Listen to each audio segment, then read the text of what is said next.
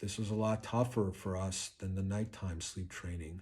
It was pretty brutal, and I think it's because we made some mistakes, and I'm happy to share those mistakes with you. I would say that I would try to look for daytime nap training um, in sometime in months 4 through 6. Um, I would wait for your baby to be sleeping through the night.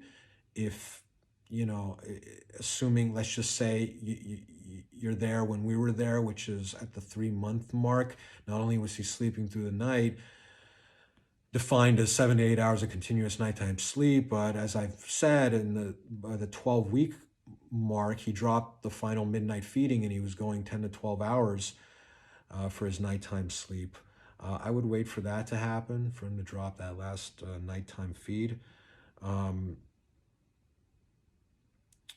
and But I would start with the nap training sooner than later in this 3 to 6 month period, because the longer you wait, it just won't get easier. It'll get more difficult, because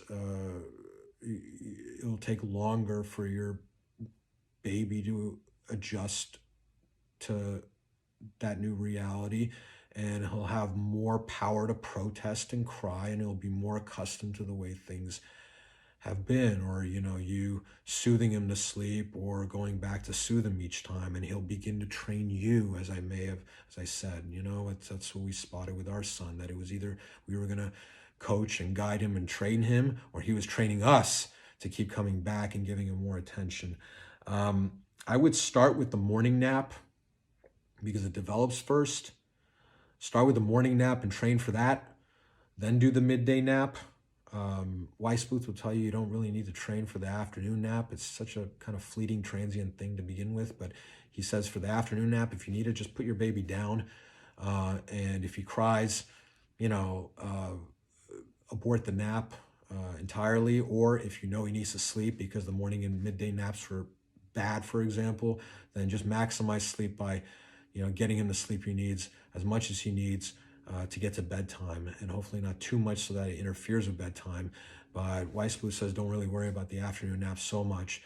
Train for the morning nap and train for that first, because it's the first nap that develops, and do it in this way. Put the baby down drowsy but awake and let him fall asleep on his own. If he's fussing or crying, let him cry it out until he falls asleep on his own. Within days, he'll understand that that's the time that the room has been darkened, things are quiet. I'm hearing familiar ocean sounds or whatever's playing on the sound machine. We've gone through this pre-nap routine. Mommy's told me that she loves me, and I know it's time to sleep, and I know that they don't respond to my cries at this time, so I might as well just fall asleep and let it feel good. How long should you let a baby cry for naps? Weissbluth says up to an hour. By the way, he says and experts will say this, there's no limit for the cry it out method when it comes to nighttime sleep, because they need to sleep 10 to 12 hours. So, they will give in to their biological need for sleep soon enough. They will not cry all night. Okay. They will pass out eventually. And if you're, committed to establishing, good nighttime sleep habits and getting your kid to sleep, ripping off 10 to 12 hours of uninterrupted sleep, then you'll let them cry it out. There's no limit for nighttime sleep, but there is a limit for daytime nap training, because naps are only so long, and so it doesn't make sense to let a kid cry for longer than an hour. But he says you can let him go up to an hour. We kind of made a mistake during our 7-day, 1-week period of daytime nap training. I let my kid go longer than an hour, not because I was purposely doing it. I mean, I'd read Weissbluth's book cover to cover probably more than once, but doing the best I could, and I made that mistake. I just I didn't I probably wouldn't let him go more than an hour if I could do it again. But guess what? He wasn't traumatized by it. Nothing bad came out of it. It wasn't it didn't matter in the end. And I certainly didn't let him go too much more than an hour. Not suggesting you just let a baby cry for 2 hours. But Dr. Weissbluth says let him go for up to an hour. He probably falls asleep before then. If he has the more self-soothing skills and the more you've kind of helped habituate him to these skills up until that point, the easier time you'll have.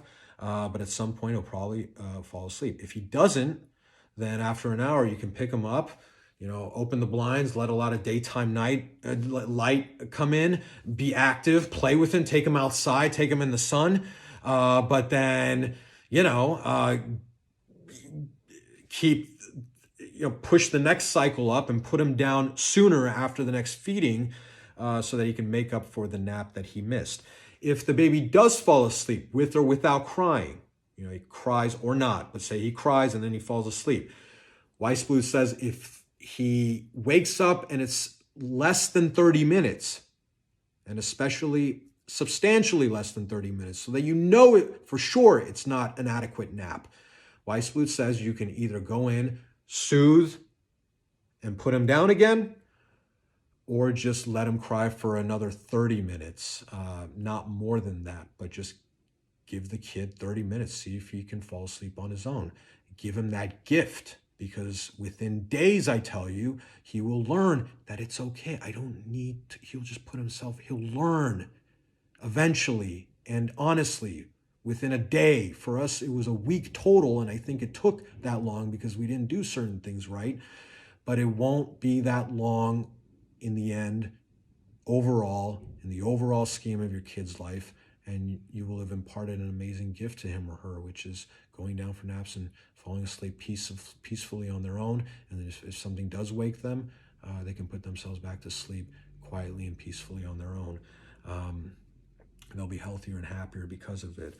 So again, for the nap training, if the nap is substantially less than 30 minutes and they wake up and they're crying, give them another 30 minutes of crying, see if they can settle themselves and put themselves back down. Alternatively, go in and soothe them, but then put them back down and give them up to 30 minutes and see if they fall asleep on their own. If not, then fine. Pick them up, get them out in the sun, get them out in some bright light, play with them, do whatever.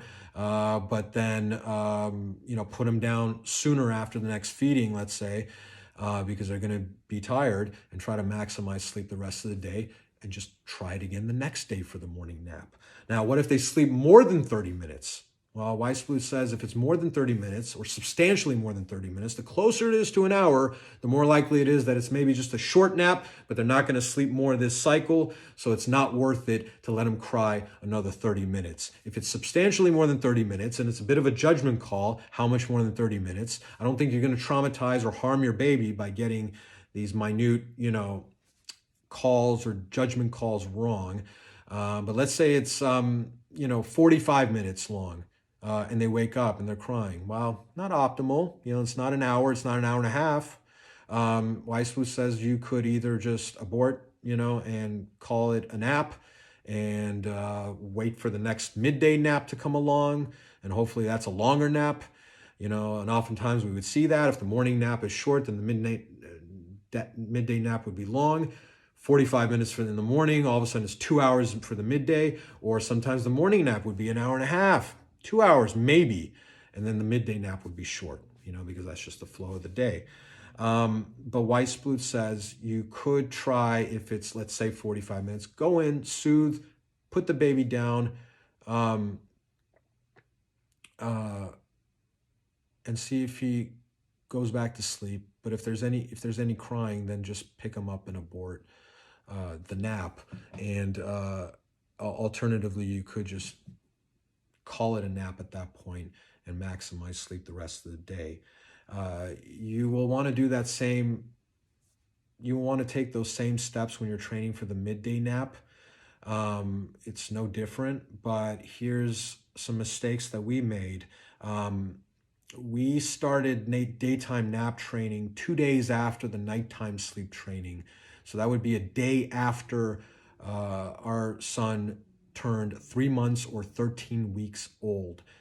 Pretty early. It's in the very beginning of the 4th month, so not too early, according to Dr. Weissbluth. But in hindsight, had I known that within a week he was likely to drop the midnight feeding and go 10 to 12 hours in nighttime sleep, I might have, I would have waited. And even if it wasn't too early to start the daytime nap training, we did the morning nap training and the midday nap training at the same time in the same week. And I can't tell you why we did that. I was kind of taking the lead on this stuff. And I think I'm proud of my efforts. I think we did well.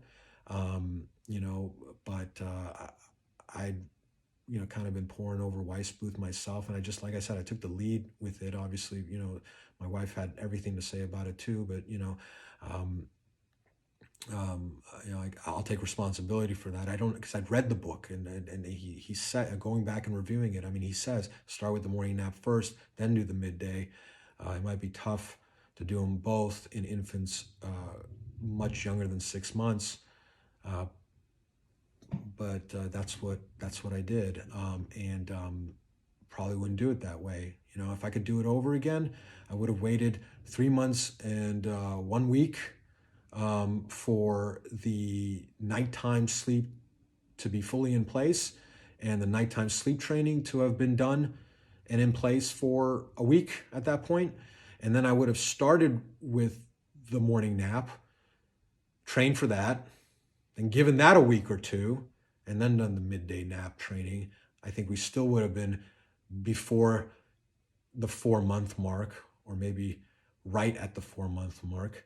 And that would have been a better way to go. So made some mistakes, weren't far off the mark. And you know what? Most importantly, looking back, I have no regrets, because I will tell you that week was brutal. And our baby cried more than he had the first 3 months of his life in that 1 week. And it took a full week of crying, maybe 2 days that were good in terms of falling asleep, staying asleep, good naps, whatever. Like 3-4 days that were just brutal. Too much crying, it was very difficult to bear. But at the end of it, and I shit you not, on the day that we decided, that's it, we're going to stop this little project, we can't take it anymore, it's, we were going to call it off. The next day, we saw breakthroughs, beautiful breakthroughs, where we put this guy down for a morning nap, went right to sleep like a dream. Midday nap, same thing, and we never looked back. It was somewhat strange that, it was literally the next day after we said, forget it, we can't do it. There was another mistake I made that I have to mention, and it may have factored into why it took 7 days full rather than a shorter amount of time, because it was like day 2 or 3. And he'd woken early from a nap, and he was crying, and then he was fussing, and then he was kind of quiet, and it wasn't clear whether he was up or not. We were looking at the monitor, but it wasn't clear. And I went into the room, and it turned out he was awake, and he saw me with his eyes, and his eyes got large, and he started crying and screaming like bloody murder. Like just crying to high heaven. And I think it was because it was like, oh, he'd been crying to try to get my attention, and he wasn't asleep, and then he saw that I had responded. So, that's the trick. It's like, if you respond, you're setting yourself back. You're reinforcing the training that the baby is trying to do to you, mom and dad, to not purposely or, maliciously. They're pure and innocent, but, he will just condition him to cry longer because he thinks that you'll respond. You're going to make those kinds of mistakes too. I don't feel bad about it. It's, you do the best you can. In hindsight, had I not responded so quickly then, maybe it wouldn't have taken 7 full days, but I will tell you, 7 full days of daytime nap training, as difficult and arduous as it was, after that, for the rest of my kid's life, he went to bed on time every day for his naps, got every morning nap that he needed, got every midday nap for all intents and purposes. I'm sure there were outlier days, but we were fully committed, and he got all the naps that he needed until he didn't need them anymore.